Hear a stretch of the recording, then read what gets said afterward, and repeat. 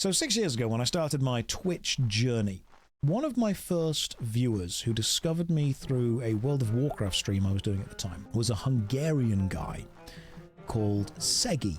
And if you've been in the chat for a long time, you'll know the name Segi. You'll probably recognize him when he's in the chat. If you're in the Discord, you'll recognize that Segi hangs around the place. You know, we like Segi. Segi's cool. He was one of my first Twitch subs, one of the first supporters, one of the most ardent people that would always find time to pop in, play some games. There's clips of Segi and I playing together. And Segi messaged me a couple of weeks ago saying, hey Josh, him, his partner and his family were doing a bit of a tour of Europe. And they would be in London for 2 days.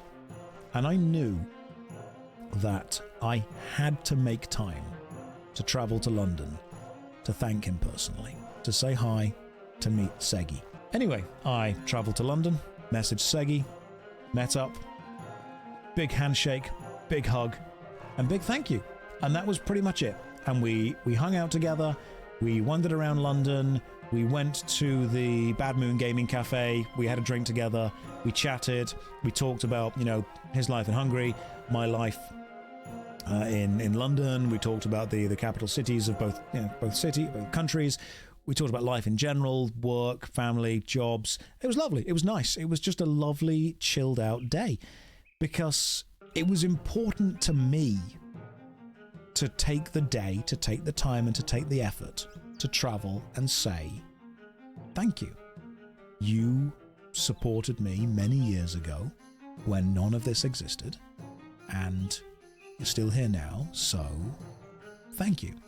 And I thought that was an important thing to do. And that was actually the moment when we were in the gaming cafe together. It's called SideQuest Gaming Cafe. And we sat down having some boba tea. And one of the staff members that worked at SideQuest came over and was like, excuse me, I'm sorry to bother you, but are you Josh? I'm like, yeah, I am. So we chatted together for a bit, we had a good time. And I was talking to this staff member, lovely guy, talking about MMORPGs, talking about RPGs. And I was looking at him and I was talking to him.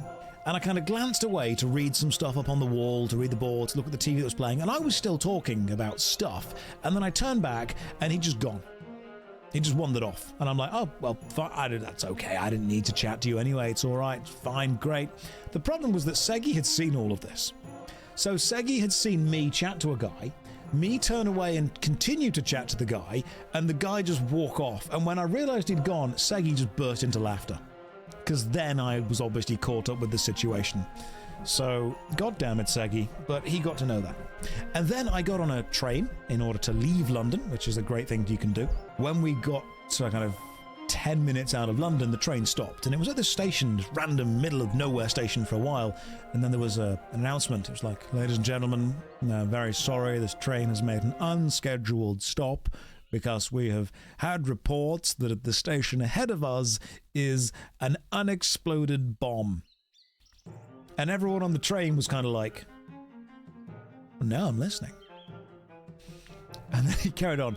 It is either World War II ordnance or a new bomb.